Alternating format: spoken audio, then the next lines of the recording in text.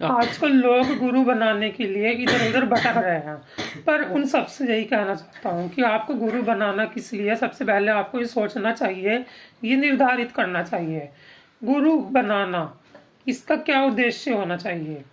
आजकल हर एक जना इसकी इतनी लालसा रखता है कि उन्हें गुरु बनाना है, एक गुरु बनाना है, उसके बाद दूसरा, फिर तीसरा, फिर चौथा, इस प्रकार से ना जाने कहाँ कहाँ वो बना लेते हैं और बाद में वो इतना पछताते हैं कि उनको बहुत सी मुश्किलों का सामना करना पड़ता है। तो मैं आप सबसे यही कहना चाहूँगा, सबसे पहले आपका पर्पस आप देखिए कि आपको गुरु बनाना किस लिए है। तो गुरु हमेशा आपको सही मार्ग दिखाने वाला होना चाहिए, ना कि पैसों का लालच करने वाला।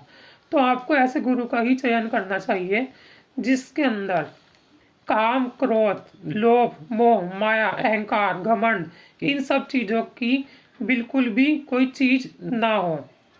इस प्रकार का आपका गुरु होना चाहिए जिसके अंदर दया का भाव हो। भले ही कैसी परिस्थिति आ जाए, आपको उससे निकालने में सक्षम रह पाए। ये नहीं है कि वो आप पे गुस्सा करता है, आपकी कोई बात नहीं सुनता है, आपको कोई रास्ता नहीं दिखाता है।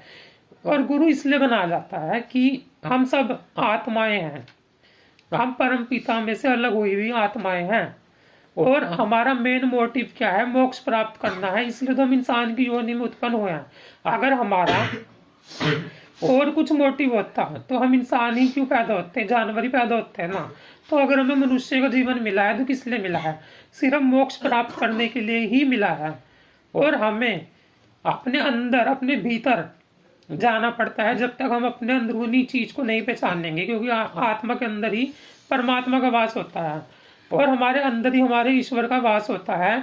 ईश्वर भी यही चाहते हैं कि आप उनको पहचानें और ये आपको अपनी इंटरनल फीलिंग से ही करना पड़ता है, ध्यान के माध्यम से करना पड़ता है। आप बाहर उनको नहीं ढूंढ सकते हो, आपको अपने अंदर की गहराई में उतरना पड़ता है, सब आप उस परमात्मा के दर्शन कर सकते हो। ऐसे ही लोग संन्यास नहीं ले लेते, अपने घरों को नहीं छोड़ देते। 4-5 साल की उम्र में ही कुछ लोग आपने देखे होंगे जो संन्यास ले लेते हैं, मेडिटेशन करने के लिए कहीं कहीं चले जाते हैं। तो उनको अंदर से कोई ना कोई प्रेरणा तो आती ही होगी ना, ऐसे तो कोई नहीं जाएगा ना। तो हमारा मेन मोटिव है मोक्ष प्राप्त करना और गुरु इसलिए बनाया जाता है कि वो हमारी उसके अंदर सहायता कर सके। और गुरु वही होगा जो खुद ईश्वर का साक्षात्कार कर चुका हो, वही आपको रास्ता दिखा सकता है।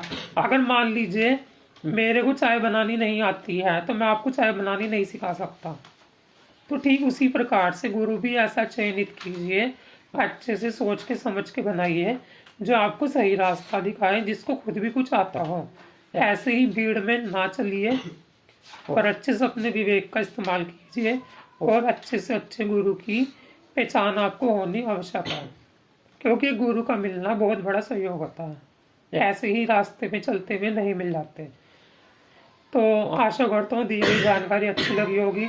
अगर वीडियो अच्छी लगती हो तो इसको लाइक करिए, चैनल पर अगर न्यू है तो सब्सक्राइब करिए। धन्यवाद। जय माई की।